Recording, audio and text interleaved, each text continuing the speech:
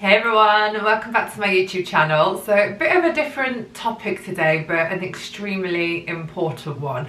It's just going to be a bit of a catch up kind of chatty video, but I want to talk to you about perimenopause, menopause, PMDD, PME, PMS, all these big subjects and big health issues that can be really difficult to unpack and understand. So I'm going to start from the beginning really and kind of talk you through my journey of finding out what is going on with me. So it's very normal to experience symptoms in the run up to your period, and PMS is extremely common. Lots of people suffer from it, and it's normally temporary and it's normally completely manageable. Now, I've never struggled with mental health issues. I'm extremely fortunate in that I've never really had those health problems when it comes to my mental health. However, going through IVF, obviously there's lots and lots of hormones being put into your body. I had 3 rounds of IVF, and obviously I had 2 failed attempts at getting pregnant. That was really difficult, and then I was extremely lucky and got pregnant with my beautiful boys. Now, carrying twins, obviously that affects your hormones massively as well. Then becoming a mum and everything that goes with that, and then also the fact that I'm not getting any younger. So I'm currently 41 at the moment, and I have definitely been experiencing more extreme symptoms probably for a couple of years now. I'd say it got more noticeable during lockdown. I think during lockdown, obviously it was really difficult. A lot of us struggled. We couldn't get outside as much. I'm really into like healthy eating and exercise, and they're 2 things that are very important to me, and I definitely think that they've contributed towards me having a good mental health. So I started reading a lot more about the subject because my symptoms are probably a little bit different from some people, and I'm still not quite sure if I fall into any of the specific categories. So I get really irritable. I get angry, very angry. Not with the boys and stuff, just in general. I feel like a rage like bubbling up inside me, and I just know, you know your own body, don't you, and your own mind, and I just know that it's hormonal. I can tell, because then other times I feel nothing, you know. So it's definitely certain points in my cycle that's triggering it. I know that. So I started looking into perimenopause.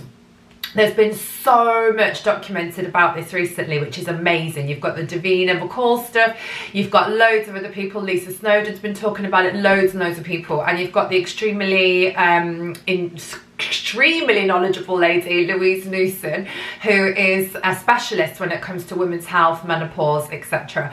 So I've done a lot of research. She has a podcast, she has an app, she's got her own clinic where they employ now like over 100 people, I think it is, and you can make private appointments there if you want to. But I thought I'd start trying to understand my cycle and my symptoms better. So I downloaded an app, and it's absolutely brilliant, and I want to tell you about it because I think this could really help so many people. And it's called the Balance app. So I'm not sure if you've seen this. It's completely free, and what is great about it is there's lots of educational subjects on here. So there's things about HRT, there's things about alternatives to HRT, there's things about menopause, there's things about perimenopause, and so on. Now, I have endometriosis. That was the reason why I couldn't get pregnant and I can't have children naturally. So I've always had really heavy periods, always. Like, I've fainted at school loads. You know, it's something that I've always really struggled with. But in terms of like the mood swings and all that, I've never ever, I've always been such like a happy, positive person, and I just don't feel all the time like myself anymore. So what I did, I tracked all my different symptoms on here, and it is so interesting. So on here, let me just find it now. So you've got a journal, and the journal's really useful. So on the journal, you can track your symptoms, you can track your mood, you can track your sleep, your periods, your activity, you can track your food and drink, meditation that you might do, and so on. The thing that I found it the most useful for was for tracking your symptoms. So each day you can go into the app and you can track your most common symptoms. Now, it is crazy how many different symptoms there are when it comes to things like perimenopause, menopause.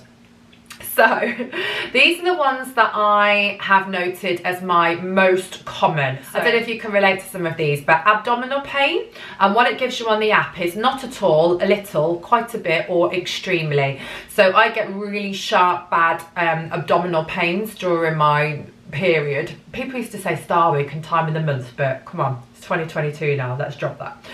Bloating, I get really bad bloating, really bad bloating. Brain fog, I honestly can't believe how foggy my brain feels. I've always had the most amazing memory. I've always been quite a sharp thinker. So this is something that I find really frustrating. You start to feel like you're losing it. You know, like this morning, I probably spent about half an hour looking for my keys. I had no idea. My short-term memory has just really, I don't know, really faded. And I was looking for these keys, and I eventually found them, but I find it so frustrating. Like, I just feel like I can't focus and concentrate as well as I used to be able to. Dizziness or feeling faint, I've always had this. I get vertigo and stuff anyway, but I definitely feel like it's worse during certain points of my cycle. Irritability, yeah, really bad sometimes. Other times, completely fine, none whatsoever. You know, in life, I used to be an extremely patient person, but I feel like that is decreasing rapidly. Irritable legs, so I was actually in a documentary when I was pregnant on Channel 5 about restless legs, because I used to get it really badly during pregnancy. It completely went after I had the boys, so I just thought, oh, it's a pregnancy symptom. But it's come back a lot actually. So when I was using this app, I was like, oh, okay, that makes sense. Maybe it's to do with more of a perimenopause symptom. Itching. Now, when I first saw this one, I was like, itching, oh no. But actually, I was thinking about it, and I do sometimes get like really itchy skin, and I shower every day and stuff like that. It's nothing to do with that, and this is nothing to be embarrassed about. This is completely normal. It's a hormonal thing. It's nothing to do with you not being clean or hygienic. But sometimes I do get like a bit itchy, so that could be part of it. Low libido. I mean, it's all good. But I would definitely say, come on, you know, let's be real. Let's not be embarrassed about this sort of thing. I'd definitely say from like having a really high sex drive maybe to kind of like not so much. Sometimes people put that down again to like having kids and just not having the time and stuff, but I'd say potentially that is impacted. Low mood or depression. There's different types of extreme versions of PMS. There is the PMDD, which is more of a premenstrual dysphoric disorder. So that's more where you're like extremely low or extremely anxious. I don't suffer with any form of like depression or anxiety. I know a lot of people do, and that could potentially be related to that. So it's something to talk to your GP about. There's also a version called PME, which is premenstrual exasperation. Now, I didn't have any pre-existing issues with mental health, and that one is more like an extreme version of a pre-existing mental health problem. But that one kind of makes more sense in terms of like the anger that I can get. Like, honestly, I'm not an angry person. Like, I love helping people, but like from a scale of 1 to 10 in terms of rage, some days I can be a 10. I am like probably past a 10. Like I feel like I'm going to combust, and it's horrible. I don't want to feel like that. So I'm kind of trying to figure out if it is just perimenopause or potentially something else. Low motivation. I have days where I am on fire. Like I'm the sort of person that will go to the gym even if I don't feel like going to the gym. I am like a really get up and go type person. But I've definitely noticed more recently where I just can't be bothered. Like I just think, do you know what? I don't want to do that today, so I'm not going to. So I definitely feel like there's a little bit of low motivation. Memory problems. Linking back to what I said earlier about the brain fog. Mood swings, yeah, definitely. Night sweats. So certainly during like nearer to periods, I get really bad like night sweats. I don't get hot flushes or anything like that because I am still having periods. So I don't think we're like full on menopause here. Numbness in hands and feet.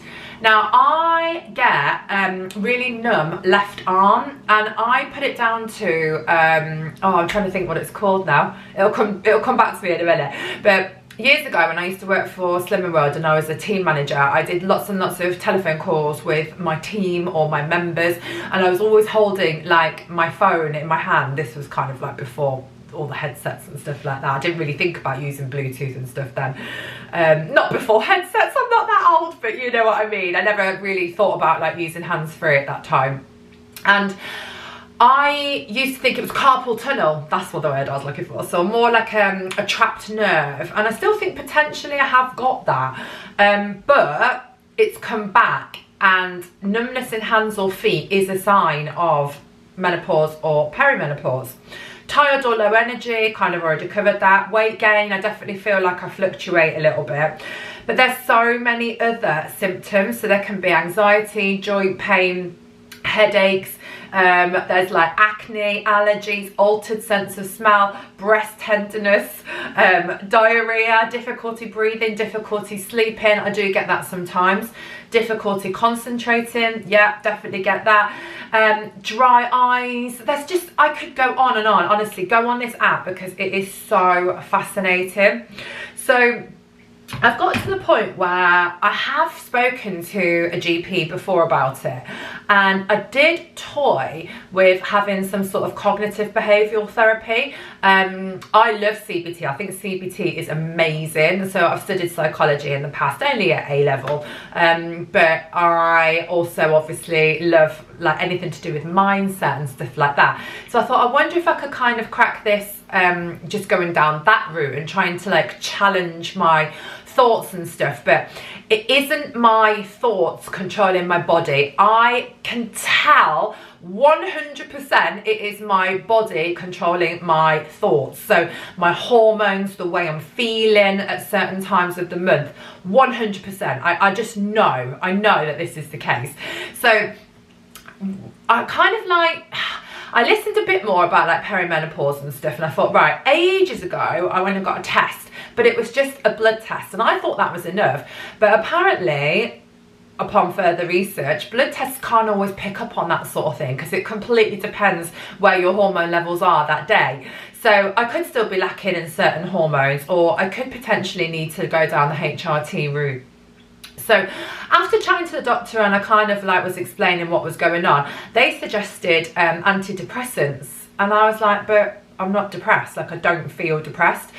But a lot of people get suggested antidepressants as a way of dealing with the menopause and perimenopause, and it just didn't sit right with me. I was just a bit like, oh, I don't think that's the solution, but I didn't know what was, so I was kind of like, right, let me go away and think about it, and I'll come back to you. So then I looked into different natural remedies, like various vitamins. There's Agnes cactus, there's all these other things, primrose oil, evening primrose oil, starflower, and all this sort of stuff.